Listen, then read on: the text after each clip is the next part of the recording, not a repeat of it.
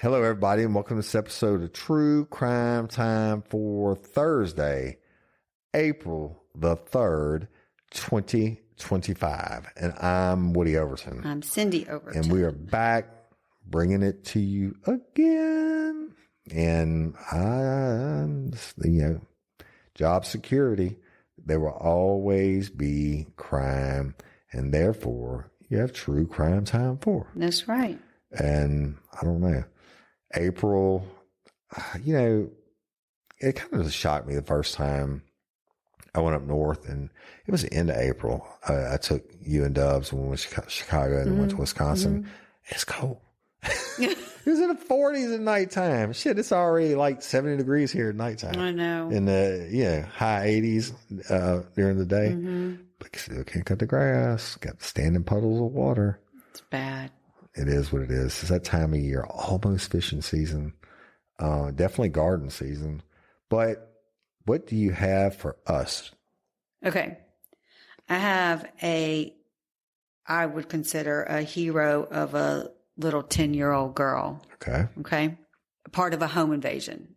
There was a home invasion in Houston that left 3 family members dead. Okay. Including a 6-year-old little girl, and authorities now believe the murders were part of a calculated plan. I don't have to ask Siri about Texas. I know they'll send them to Huntsville and kill them. Right. And this plan was orchestrated by a woman with a personal vendetta. Okay. So the attack happened on June 30th of 2021. Mm-hmm. And Xavier Davis, who was 32 years old at the time, forced his way into an apartment where Gregory Carhey, who was 35 years old, and Donyavia Lagway, who was 29, and their children were staying. According to police, Davis opened fire, killing Gregory, Donyavia, and their 6-year-old daughter, Harmony. Execution style. It's horrible. Inside the home at the time were 2 other children, a 10-year-old daughter and an infant. And the 10-year-old was shot but survived by playing dead. Wow. And once the shooter left, she bravely locked the door and protected her baby brother and used FaceTime to call for help. Wow. Investigators later connected the brutal attack to a female, Alexis Williams. And this woman had previously dated Donyavia Lagway, the female. Pissed off about. So... Oh, yeah. Yeah. Okay. So authorities say that Williams plotted the murders and convinced Davis to carry them out by promising he could rob the family during the attack. That's just wonderful. Go kill mass kill. Familicide. Go kill everybody in the family, and I promise you can get their Winnie the Pooh blanket. That's right. And Davis even FaceTimed. They live in Williams. an apartment. It's not like you're robbing a fucking mansion. No. With a bunch of sports memorabilia and millions of dollars in jewelry. No. Just go on over there and kill all them. Get you a 40-inch TV. Things along the way. 40-inch TV that you can get at Walmart for $200 now. So Davis actually FaceTimed Williams from the scene. Nice. And so he's like, "Hey, I did it. Look how." Well, it's like, what do you want? Oh, like, hey, you get some too? Yeah. Oh, so now you go over there and kill them. I'm gonna pay you. You get to kill them, kill all of them. You get what you want, but then show me what else they got because I want some of that shit too. Now look, why didn't she pick? Well, obviously because she was in a relationship with this other female, but I'm pretty sure it almost falls into a dumb criminal category. I mean, you're going to mass murder. That's what know they're going to put you to death. You know you're going to get fucking caught. Why not go get somebody famous from Houston, kill all of them, at least get something to buy some dope with? I don't know. That's fucking crazy. Williams has been charged and is waiting trial. She pleaded not guilty. And the sole child survivor's resilience has been widely praised, with police crediting her quick thinking and courage for helping to save the baby brother.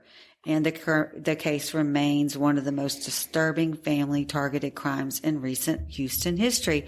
It's just crazy to me how someone can do all of that. Wow. Thank God the little girl's alive and the one infant's alive. Yeah. But who do they have? somebody will take them, and they have God's plan to take care of them. And that dude and that chick are going to get the needle. We'll probably be dead by the time it happens of old age, but we shall see, right? Yeah. Well. Let's go to Wisconsin. Okay. All right.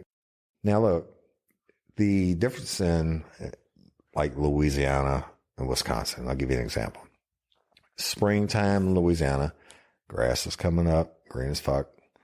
Wisconsin, grass is coming up, green as fuck, right? A little bit cooler in Wisconsin, or a lot cooler, but it's not like jacket weather or anything.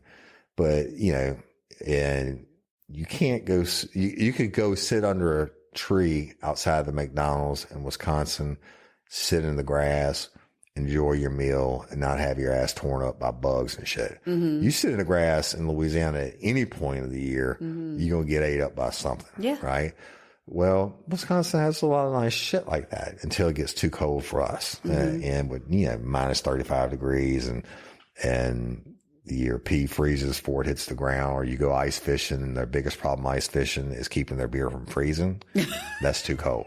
All right. And, but they have a lot of fairs. Well, they do have a lot of like outdoor shit. You know why? Because it's nice. Even when it's summertime and it's 50 degrees at night, you know. The difference with theirs, when Tracy's telling me about it, the difference between theirs and ours, because we have a lot too. We have our fair season, our festival season. Right now, festival season. Every town's got a festival. That's right. But I'm not saying we don't have major players come to ours, because more and more we're getting like whatever it's called that's going on this coming weekend that they had at Lamar Dixon last year, but you get some major players. But up there all the time, it's just random. You're driving down the road and you have Clint Black playing, you know, at some festival. Like it's they have a lot more. It's a lot nicer venues and stuff. The Louisiana State Fair here, when you go, and it's always in October, most of the time it gets rained out and you're slopping through mud and it might still be hot or whatever. Yeah. Well, they got fairs in Wisconsin too. And I'm going to tell you about what went on at the fair. All right. And so a dude named Joseph Ross worked at the fair. All right. I don't know. He might have been a carnival barker. Okay. Or he stayed with that next week or the next year. He might be guessing on people's weight. Like Clark said in Family Vacation. You ever seen meet the yak woman? She's ugly as hell, but she sure can cook. Remember Clark said that? But anyway, this dude, Mr. Ross, he's a fucking idiot. Okay. And he's working at the Wisconsin State Fair. And this is going to remind y'all of a story I told the other day. So he's working at the State Fair. And of course, you got coworkers, you know, everybody trying to make $1 and earn a little extra cash. Well, now he didn't like one of his coworkers. And that coworker was drinking a Coca-Cola. Oh, gosh. And you know what he did? I don't want to know. He didn't pee in it like the dude did last week. But he put super glue in his coworker's soda while working at the Wisconsin State Fair Park. And according to the criminal complaint from the Milwaukee County District Attorney's Office, on Friday, March the 28th, Joseph Ross placed a substance in liquid edibles, meaning Coca-Cola. We call it Cokes. They call it soft drinks, whatever. Anything. You could be drinking a root beer here. We call it Cokes, right? Yeah. But anyway, they placed a substance in liquid edibles with the intent to cause bodily harm to another person. He did this on March the 20th. Now, part of the complaint, the victim, whose name is only been given by initials JH, reported the incident to police during a foot patrol at the Wisconsin State Fair Park Exhibition Center on the same day. And during the conversation, JH told officers that approximately 2 to 3 weeks ago, JH thought that her beverages on her desk had been contaminated by a chemical substance. It's not the same story as I laid last week. Then she realized there had been contamination due to the strong chemical smell and taste. JH says that upon drinking of those beverages, she became ill. I guess so. Right? And according to the complaint, which claimed that the victim did not consent to anyone putting anything in her drink. Like you fucking consent to that. Yeah, please put some. So because of her suspicion about the drink, J.H. says that on March the 20th, she set up a surveillance camera concealed below her computer monitor to see if anyone was putting substance in her beverage. Just like that story I did last week. That was when the dude was putting his penis in a water bottle, right? So the complaint adds that J.H.'s camera captured our villain, Mr. Ross, who shared an office with her. And around 9:52 a.m., he put a foreign substance into her drink. Now, as a result, the officer started their investigation. And in the surveillance footage, Ross was captured squeezing a liquid substance from a small tube with a white nozzle into a Coke can while wearing latex gloves. Look, they have the picture of the gloves. He had it planned out, right? But he'd been doing it. So on March 20th at around 5:20 p.m., they got him and they interviewed him. And Lieutenant Reham said that Ross admitted to putting a supplement in his... A supplement. Super glue. In his colleague's Coca-Cola. So while searching for the latex gloves in the substance container in Ross's office, the officers were able to find clear protective gloves that were wrapped around a blue plastic cap and a Gorilla Super Glue container. Oh, it wasn't regular super glue, it was Gorilla Glue. Gorilla Glue. That's bad shit, right? That's like the Gorilla tape. I mean, it's bad anyway. No, I mean. But yeah, you're right. Hey, he cared enough to send the very best.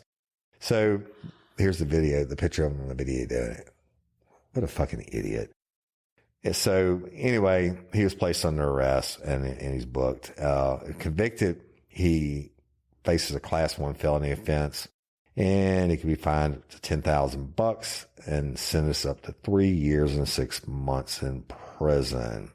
So the Wisconsin State Fair people said the individuals involved were employed by a vendor and were not State Fair Park employees. Therefore, we can't comment on their employment status or whatever, pass the buck. But they said, however, since this incident occurred while at State Fair Park, the police department responded, conducted a thorough investigation, and submitted the report to the DA. Additionally, our police department has issued a no trespass order to the individual being charged. It said, while this incident did not happen between State Fair Park employees and did not involve any patrons, we want to reiterate that safety is top priority at State Fair Park, and we take these matters very seriously. They're trying to keep you buying those $10 Coca-Colas. Yeah. All right. So it wouldn't be a problem for me because I'd be buying beer. Yeah.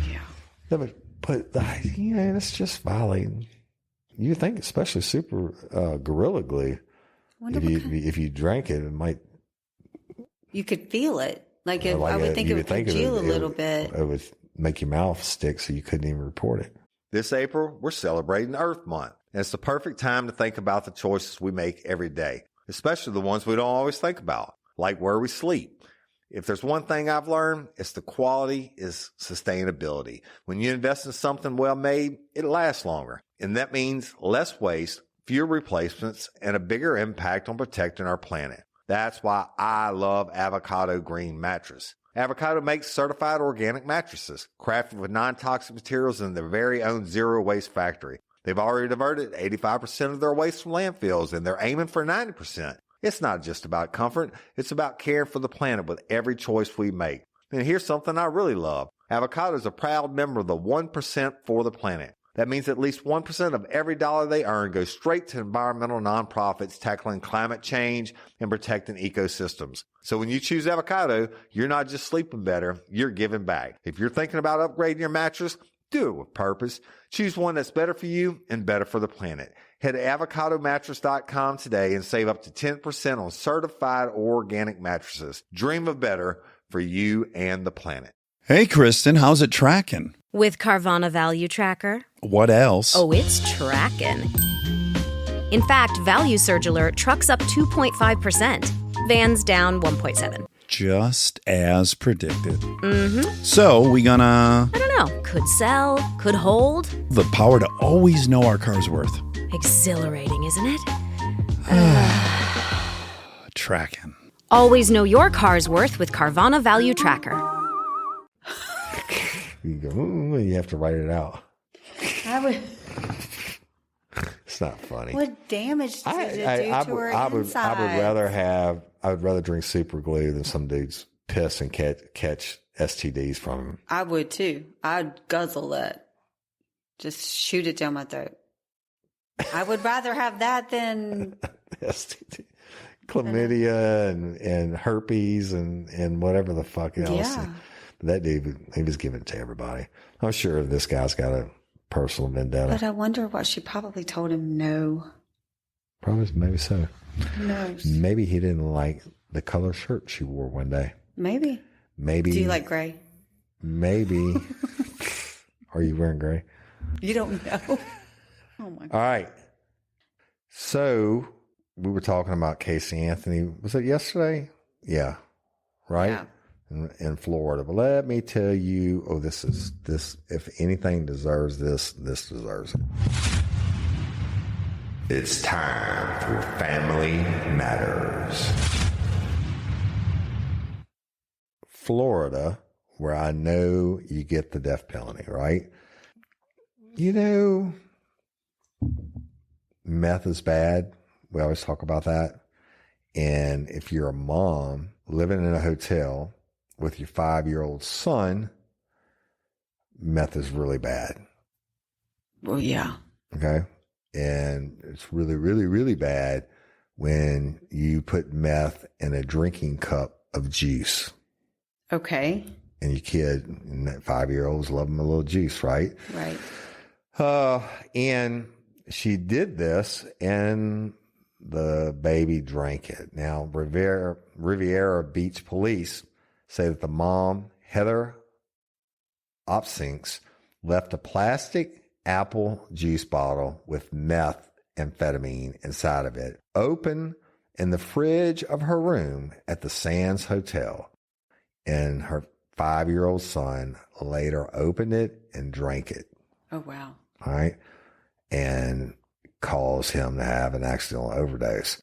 The boy, who was in the care of a babysitter at the time, began shivering and shaking before he became stifled and his head tilted down. And that's according to the probable cause or to the warrant. Mm-hmm. The warrant also says that Opsinks, who's 37, later, Mom of the Year, waited an hour to call 911 after being told that the little boy was sick by the babysitter. Babysitter didn't know what it is. Babysitter's there just watching. Kid gets the juicy out, probably watching some cartoons and drinks it. Mm-hmm. So finally, the mom of the world, an hour later, calls 911. The paramedics show up. They go to the hotel room and they see the 5-year-old boy, and it's not good. They try to provide medical attention to him, but then they hauled him to the local hospital, and he was pronounced dead. Wow. So now let's go to Miss Wonderful Mom of the Year. Opsinks later twice tested positive for methamphetamine. Well, the docs and shit know something's up, and they test the 5-year-old, and guess what? He also tested positive for methamphetamine. Jeez. So police say they found 6 meth pipes among other drug paraphernalia inside the apartment, and I guess the hotel room, as well as 2 plastic apple juice bottles. And inmate records show Opsinks is still in custody at the Palm Beach County Jail 1 week after she was arrested and on a $100,000 bond. But at her pretrial hearing last Friday, the judge, April Bristow, told the obscenes that the details of the case were pretty egregious and allowed her the possibility of release on bond as long as she refrained from contacting the two witnesses. I'm assuming the babysitter or someone else. And the news reported that obscenes was also not allowed to speak with anyone under 18 years old except her daughter. What the fuck? Whatever. And she's due back in court on April the 22nd. So a couple things about meth, in particular hotel rooms. You need to remind me to tell the story one day. So when you find dope like meth, you weigh it. And we used to weigh it. And of course, for cops, the bigger the bust, the bigger the weight, the bigger the bust, the higher charge and all that. So, but it's legal, or, if you got liquid meth, you weigh it in the pitcher. And so what they do a lot of times is they'll cook the meth, but there's no fire process to it. It's a chemical reaction process.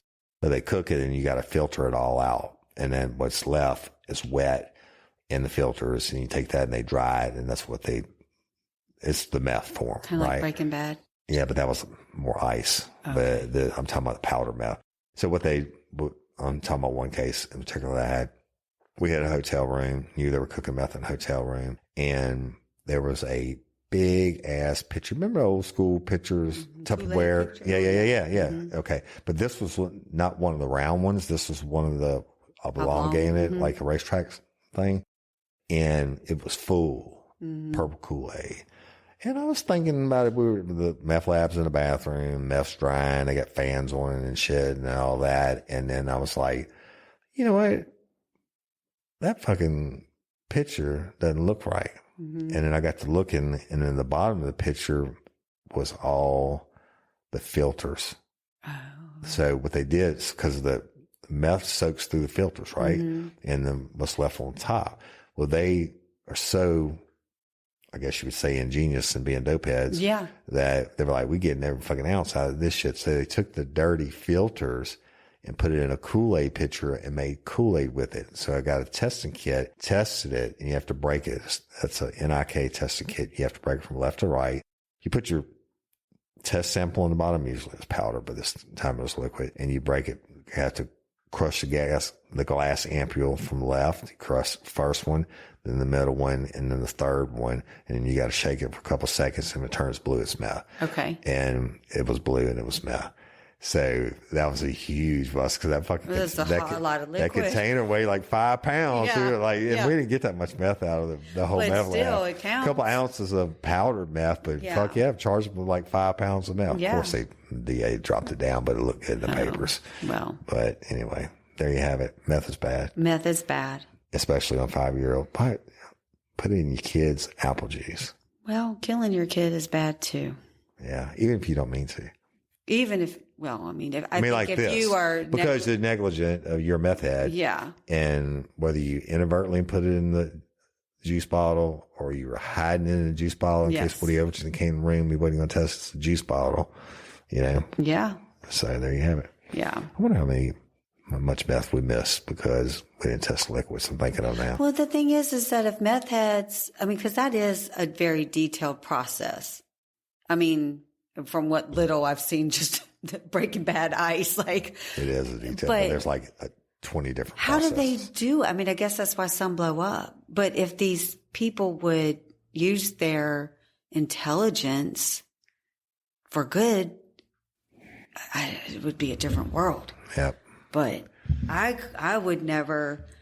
Well, I would never make meth anyway, but I would never do something to have that type of chemical reaction that literally could blow up, or you're breathing in the fumes and you could die. When you add the lithium strips and shit, that chemical reaction recurs, highly explosive. Yeah. And the first meth school I went to was in Mississippi by I forget the name of the drug task force, but it was when meth first was really rolling. And they started off showing the pictures of a trailer that was burnt out and dead bodies burned in the trailer. And so you see that? That's the only good meth lab. One we don't have to fuck with. Yeah. Yeah. All right. You give us a story. So, 12-year-old little girl. Where? From North Carolina. North Carolina. Cornelius, North Carolina, has been missing since November 2022. She be dead. Recently, unsealed search warrants have revealed troubling details about her disappearance and her family's actions during that period. Let me interrupt your storytelling time. Okay. If you get search warrants, 9 times out, I mean, you just can't go get a search warrant and say, I think such and such did such and such. You have to have some type of information to present to a judge, and you have to swear to it. Yeah. Now, you might ask, being a homicide investigation, you might ask that it be kept under wraps or sealed, so especially if you don't get them right away, you don't want them to know that you're coming after them. Yeah. But I don't know if you can get unless they weren't there and they searched their shit. I don't know. Idea. But the 12-year-old girl is missing. She's missing. And so this is like the timeline of events. On November 21st of 2022, she was last seen exiting her school bus. Okay. On the 23rd, this is when the mother claimed was the last time she saw her. The day after she got off the school bus. 2 days after. 2 days. You said 22nd and 23rd. 23rd. 22nd. So she 23rd. went missing on she got off the school bus on the 21st. Oh, I thought you said 22nd. And then by the 23rd, that's when the mother says that's the last time she saw her. Okay. December 15th, the mother reported. Wait. What was the start date on this? November? 21st. This is the timeline of events. I get it. So I'm trying to catch up. November 21st, ports on the 23rd. Now you're up to December 15th, almost a month later. Mm-hmm. All right. What happened? She didn't report it on the 23rd. She claims that's the last time she saw her. Okay. But then on December 15th, the mother reported Madelina missing to school officials. Oh, my God. So she didn't report it until December. So later 15th. on when they interviewed her, she said, last time I saw her was on the 23rd, but she reports it to school officials, not the cops, on December, whatever. That bitch would be in jail. I'd have got the juice from that motherfucker. Guaranteed. Probably her boyfriend did it. And so the way this is broken down now is there's family actions that were taken after the disappearance. So these are the things that the family did after the disappearance. So wait. Which disappearance? Because after, I guess, the reported disappearance. In December, over almost a month after she says she saw her for the last time. Right. Mom didn't think to call anybody and say, my 12-year-old's missing. I don't know mom to ask her.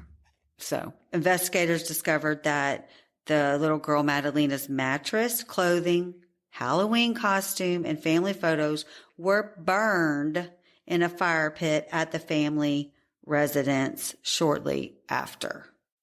Okay. Then there was financial transactions. Diana, who's the mom, made 2 payments totaling $4,000 to a priest in Moldova shortly after Madelina went missing. And she also informed her mother about a large sum of cash she had hidden. It's just stuff that happened. Then she, of course, delayed the reporting, as I said. Both Diana and her husband, Christopher Palmeter, were arrested and charged with failing to report Madelina's disappearance in a timely manner.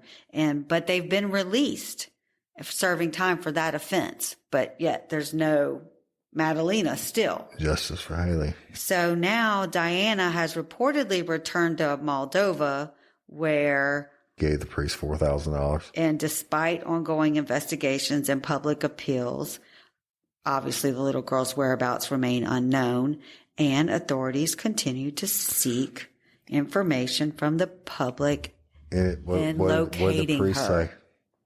Nothing. That's all that there is. So all kinds of questions.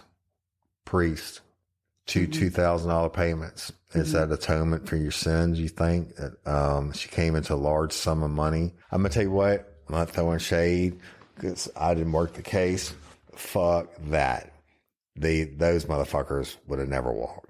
I'd have got that shit by hook or crook. Hopefully they're still going to get it. Hopefully we're going to hear about it. That's unacceptable. I guess maybe I'm different. If I had some shit like that, it would just absolutely, If you know the mother, if the things that her belongings have been burned. Like, you didn't report your fucking kid missing. I'm just saying. Fuck burning the belongings, and you didn't report your kid missing? I get it. She's 12 years old. She's not 22. No, I know. Wow. You don't report it and then the stuff is burned. I mean, there's a sequence of events. I don't know. Well, I don't like dirty cops. I'm going to tell you about some here. And you ever heard of Karen Reed? I feel like I have. Well, she's on trial again in the death of her boyfriend, who is a disgraced trooper. And guess what? They got some juice in the trial because they are vulgar texts involved. Ooh. All right. So Karen Reed's retrial in the connection with the 2022 death of her Boston police officer boyfriend, John O'Keefe, again on Tuesday, April the 1st. Now, they had a Massachusetts state trooper who was fired after vulgar text he wrote about the defendant, Karen Reed, came to light during her first trial. And now he's going to take the stand again after the first trial, and because she is being retried for the murder. Now, Reed, who's 45, I told you, is accused of killing John O'Keefe, who's 46. He's Boston PD. She killed him by backing into him with her SUV on a snowy night of January the 29th of 2022. And she's such a nice person. She left him for dead on the front lawn of the fellow officer Brian Albert's house. Wow. Right? I mean, don't you think she didn't get found out? But they find him unresponsive in the snow, O'Keefe, and he was later pronounced dead of hypothermia and blunt force trauma. So basically, she knocked him out and he froze him to death. Yeah. So Reed, who is a successful equity analyst and former adjunct finance professor, was arrested and charged with second-degree murder, motor vehicle manslaughter, while driving under the influence and leaving the scene of a collision which caused the death. So she pled not guilty, naturally. And she has steadfastly maintained her innocence, claiming she was the target of a cover-up by law enforcement who wanted to protect their own.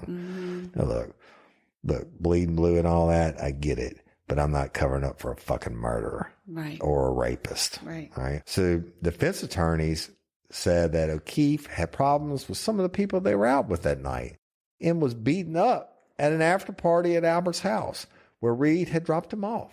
They say he was also attacked by the owner's German Shepherd and dragged outside. Oh. That's her defense. Mm-hmm. Now, that's a little bit better than the defense you were putting up earlier for whatever it was, but not much. So they had this huge trial, right? It went on for 9 fucking weeks. It never happened in the state of Louisiana. 9 weeks. And this is back in 2024. Before Norfolk Superior Court Judge Beverly Cannoni declared a mistrial on July 1 of 2024 when jurors were unable to unanimously agree. Mistrial, 9 weeks. So the judge, of course, the prosecution wants it retried and all that, and the judge rescheduled the trial, which I told you began on April 1st. But among those on the witness list is the former trooper Michael Proctor, who Fox News reports he actually led the investigation in O'Keefe's death. Right? They said he was fired earlier this month for offensive remarks he texted to other troopers about Reed. Ooh. Yeah, you could bet it wasn't nice, which her lawyers made him read aloud in court. Wow. Oh, yeah. So he called her a whack job and a see you next Tuesday? Yes, but not even, a whack job and a CUNT. And he admitted to messaging his sister that he hoped Reed would die by suicide. Now, I'm kind of guilty of that one myself. But he said, hopefully she kills herself. And he had to read this. He's on the witness stand. Imagine there, all the world's watching and everything else. And you're like, damn it, man. Right? said the new trial is going to be even more sensational, and it remains in the spotlight. And on March the 17th, I need to go watch this. On March 17th, Investigation Discovery, which we've been on for Cold Case Files, they released a Body in the Snow, the trial of Karen Reed, which is a true crime docuseries. It's available on Max. And the series follows Reed and her legal team behind the scenes during the first trial. And they said, doing this film is my testimony, Reed says. I want to say what happened exactly as it happened. But besides that, Hank Brennan, who's a special prosecutor assigned to Reed's second trial, he's a very prominent attorney who wants to defend the notorious Whitey Bulger. Oh. Boston's most famous gangster ever. Reed's attorneys doing what defense attorneys do. They say, you know what? This is double jeopardy. Can't try her again. Well, that's just stupid as fuck. But they had to try.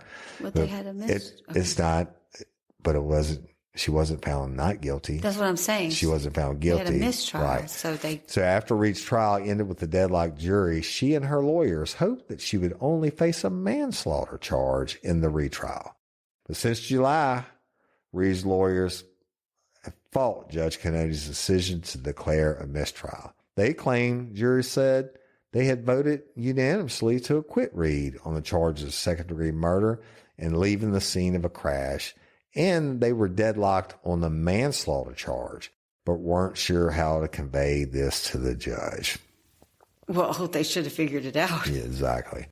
On July the 8th of 2024, Reed's attorneys argued in a defense motion that retrying her on those two charges would violate double jeopardy. And, that's not part of the Constitution. Well, they might have a little bit of leg to stand on, but it's the prosecution's fault. But she didn't serve time for those. No. But what I'm saying is this. The only reason this is brought up is scores, right? At the end of the trial on a hung jury, the prosecution and the defense should have wanted to poll the jury. Yeah. Where they asked you, what was your verdict, guilty or not guilty or whatever. Like in Jessica's Chambers case, they bring them out and say, have you reached a unanimous decision? Yes, we have. And then one dude said, nope, that wasn't my decision. Right. Yeah. And they did it twice. Right. And so, but they could have said, if they polled the jury, we find them, Your Honor, on that charge. But when the judge charges a jury for, they send them back, they tell them the different things they can find them guilty of. You can find them guilty of this. You can find them guilty of this or the lesser charge of manslaughter or whatever. So I get it where they're coming from on that. But anyway, they tried it, and the weeks and months that followed, they took this case, what I was telling you about, all the way to the U.S. Court of Appeals for the First Circuit in Boston, and denied. Then they requested to delay the trial, and that was denied also. Good. So jury selection, like I told y'all, began on April 1st. And that's all I have on that. Interesting. The world needed another true crime story. Yeah. I mean, docuseries. Left Dead in the Snow. Of course, some of these, I get it. There are some dirty cops. I know that. I've dealt with them. But some of these fucking allegations are just outrageous, right? So cops beat this other cop's ass, and their German Shepherd drug him out in the snow. Exactly. And that's where he died. I just dropped him off so he could party with him. After they were beating his ass earlier in the night. Right. Whatever. Yeah.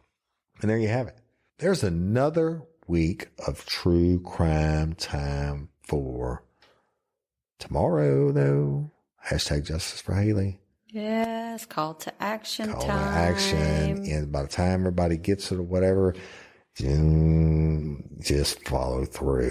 Monday ought to be the day that all around the world, people are pissed off about how this case was handled, or why this guy hasn't at least gone before the grand jury for murder. I don't understand. And they told the family, oh no, if we take it to the grand jury and they don't come with indictment for murder, it's over with. Yeah. That's bullshit. Yeah. The worst they do is say, no true bill, get some more information. And they'll actually tell you, no, because we had a problem with this. And then if you can go fix it, you go fix it. If you can't, then let it hide. But at least you try. But why don't they want to try?